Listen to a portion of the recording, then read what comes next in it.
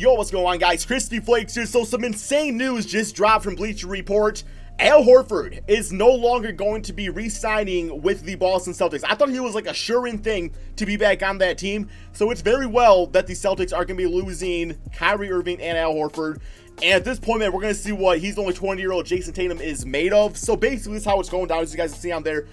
They want to give him a 3-year deal. He wants a 4-year deal. He's going to be going out there declining a $30 million player option. So realistically speaking, for it to even make sense for him to get a 3-year deal, you would have to pay him about $15 million a season for it to make sense for him, because then it would take 2 seasons to make that $30 million, and then that third and final season, where at that point, you know, he's 36, he would be making another $15 million, right? So I think in his mindset, he's like, well, this is probably my last big-time contract. That 4th year can be extremely valuable for me, so I do see him going out there and signing a 4-year deal, and I will say, probably around, I would say about $15 million.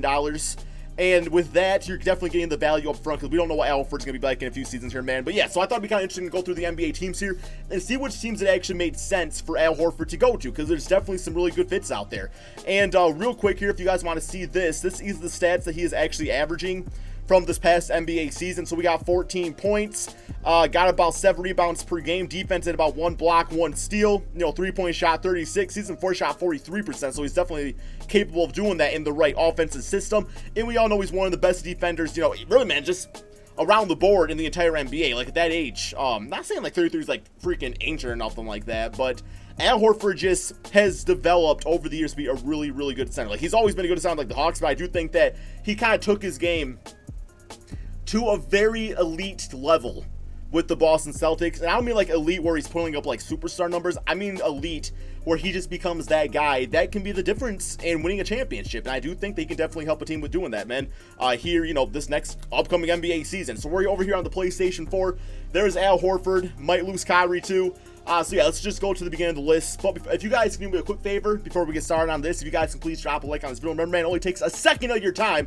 Also, man, go subscribe to my second channel, Extra Crispy. I just did a reaction to Flight Reacts versus Lawson and Bounds 1v1 game. I have some things to say about that.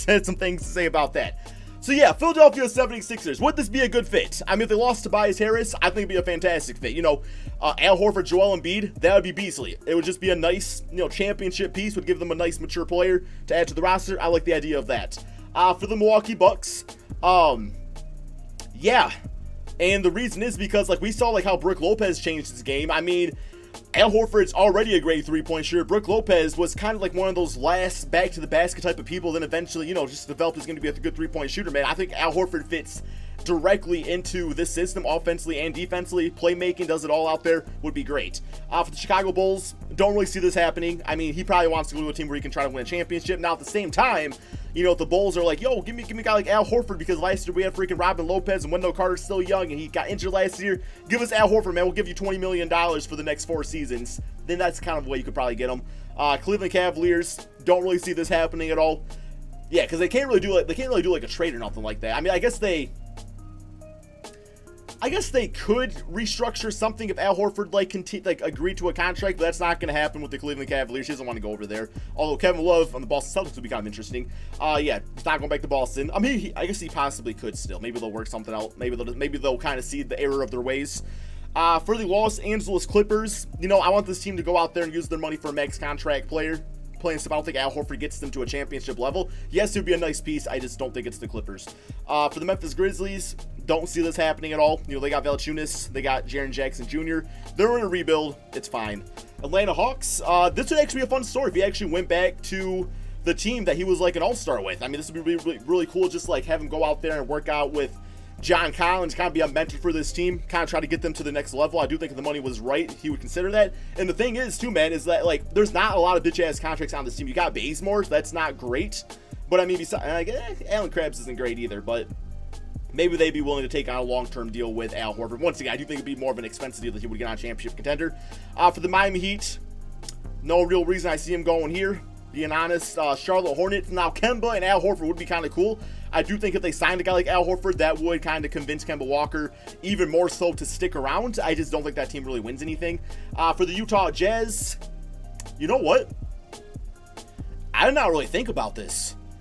Can you imagine how crazy defensively this team would be even more so if they went out there and got Al Horford to play alongside Rudy Gobert, because he's more than capable of playing the 4 spot. I mean, pretty sure he played 4 in the college. I think he played a 4 a bit for the Atlanta Hawks. Is it ideal? I mean, last year they had Derek Favors alongside Rudy Gobert, and the team just seemed to, somehow made it work. I just think that would be, oh my God, that defense would be freaking godly, man. It'd be absolutely godly. That's kind of like a dark horse for a team I can see them definitely going to. For the Sacramento Kings, I mean, they got Willie Cauley signed. Now, I did hear that they were looking for a better center. I just think that they would probably go in a younger route. I mean, Al Horford would be a nice addition to the team. I feel like he could be a nice mentor for Marvin Bagley. But yeah, that team still does not really win anything. New York Knicks, don't really see him going there. Now, Los Angeles Lakers, this one's actually very interesting here, man. It turns out, due to like the structure of the cap and the rules and everything like that, the Lakers are not going to have enough money to sign a third max contract player. Shout out to Chris Smoove for teaching me that, man. Chris Smoove is a beast, man. Let's be honest, guys. But yeah, so, which I'm kind of okay with, because that will allow the Lakers to go out there and sign some really good role players using that money. And I think Al Horford instantly fits into this team. Well, maybe not. I don't know. It would definitely need to be like a positionless type of basketball thing going on, because you probably want Kuzma still starting out there. So unless you're comfortable running Kuzma at the 2, I'm not quite sure they are. How tall is Kuzma? He is 6'9". I mean, Brandon Ingram did it. So it would be a very positionless team, but it would be interesting because, Anthony Davis, Al Horford, that would be a beast front court. Of course, you got LeBron James out there too. For the Orlando Magic, if they kept Vucevic, want to add Al Horford, try to make like a deeper run at the playoffs, and by that I mean get out of the first round, be another situation where they got tossed quite a bit of money at them. Dallas Mavericks, I mean, I'm thinking a team of Kristaps, Luka, and Al Horford. That's pretty good. That's a good looking squad out there. Just once again, I mean, there's no guarantees what Kristaps Porzingis is going to be like. So maybe Al Horford doesn't want to risk going to a team like that, because, like I said, you don't know what he's going to be like. And yeah, maybe the Dallas Mavericks, they want to go more of a younger route anyway, and kind of like start building up like that big 3 towards the future. Also, little known fact. Dwight Powell declined a $10 million player option. What's this man doing? Dwight, you think, come on, bro? I'm going to take freaking Dwight Schrute over to you at this point. I'm just joking. Dwight Powell is actually not a bad player. Brooklyn Nets. Maybe if Kyrie and Al Horford, they have like a friendship thing going on and they want to play together again, I could see that. I mean, I could see a team of Kyrie at the 1, Harris at the 2, Joe Harris at the 3. Well, probably switch those 2 guys around. Al Horford at the 4, Jared Allen at the 5. That's a playoff team. That's probably a top 4 or 5, probably a top 4 team, I would say, in the Eastern Conference, depending on who else they get there as far as role players go. Denver Nuggets. Ooh. Now, Paul Millsap, I think that's a $3 million player option, so he wants to be back on the team, so I don't think they have enough money to get this done.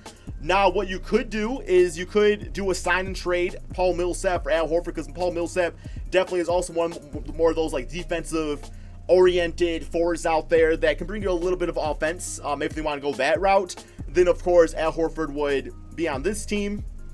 Maybe he gets some sort of extension to kind of make the finances work out. That's a consideration. Of course, he gets to compete for a championship. Al Horford, Jokic would be great. Indiana Pacers. I mean, they already got a slew of big men with Sabonis and Miles Turner. I think Thaddeus Young probably comes back to the team too. Don't really see that happening. The New Orleans Pelicans. I mean, they do need a center. Be a nice mentor. I mean, Drew Holiday, Al Horford. Then you got Zion out there. Of course, Julius Randle's not going to be back on the team, so wouldn't be a bad fit.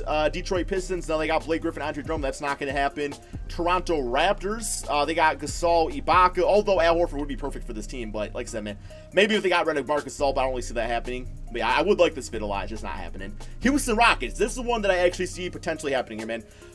And what I would probably happen, be a sign and trade of Clint Capella for Al Horford, just because Clint Capella, the Rockets are looking to shop him. Now, I'm hearing like rumors out there, though, that James Harden and Chris Paul hate each other. Like, these guys do not want to be playing on the same team anymore. I guess after the Rockets lost to the Warriors, James Harden pretty much said, yo, it's either Chris Paul or it's me, pick one. So maybe Al Horford doesn't want to go to that type of situation with all the drama out there. Can't say I would blame him, but at the same time, rumors kind of, yeah, that's a rumor, man. It's a rumor, plain and simple. I mean, James Harden might have just been heated after a, losing in the playoffs again. Now, also, I did hear that Chris Paul and James Harden recently just had like a conversation about 100 free agents they want to bring to this team. So who really knows, man? Al Horford would be a nice fit. I think he'd be perfect in Dan Tony's system. Even if they could keep Clint Capella and then put like Al Horford at the 4 and then maybe PJ Tucker at the 3. Beastly team, Ben. Beastly team.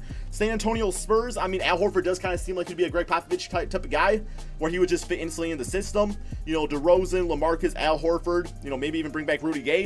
Of course, you got DeJounte Murray back. How exactly does that team do? You guys let me know that one. Phoenix Suns. No, I don't really see him going here. OKC. Oh, kind of a dark horse team, I would say, man. If the money's right, that team. Because you could still keep Steven Adams. Now, I don't know, like cap-wise, how much money the OKC Thunder still have freed up. They might have to, you know, trade away a few pieces, or might go as far as trading away Steven Adams, just because, you know, not that Steven Adams is bad, but Al Horford might just be a newer, just like a newer addition that would kind of just give them something else out there. Because, you know, man, the OKC Thunder, maybe they're feeling things are getting a little stale out there. You got the Timberwolves. They also kind of need a 4. Karl-Anthony Towns, Al Horford would be a great duo. Don't know if I see that one happening. Portland Trailblazers.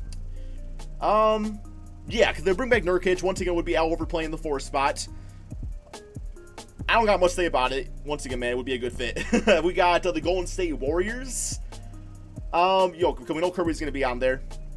Now, it depends if they bring back Kevin Durant and all the, you know, and Klay Thompson on the deals, and they're not going to have enough money to bring back Al Horford, or to bring Al Horford on this team. Now, if those guys leave the team and you want to get something on Steph Curry right away, then you go with an Al Horford. Washington Wizards, that's not going to happen. So, yeah, man. And then, of course, you got the 64-65 Boston Celtics. Bill Russell and Al Horford would just be a goat out there. Yeah, so I know it wasn't like a deep analysis. I mean, more teams I have more of a opinion on than others. Because there's teams out there where I'm like, yeah, that would be a good fit. I just don't think it's going to happen. So yeah, I don't want to give like a deep analysis of that. But anyway, guys, hope you all enjoyed this video. You guys let me know in the comment section below which team would be absolutely perfect for Al Horford. Also, let me know if you were the GM of your favorite team, what exactly type of trade package would you put together to get this man on the team? Would you want him on your team? I think you probably would. Anybody want Al Horford? But yeah, thank you all so much for watching. Be sure to drop that like, subscribe if you're in my channel, and peace out, my friends.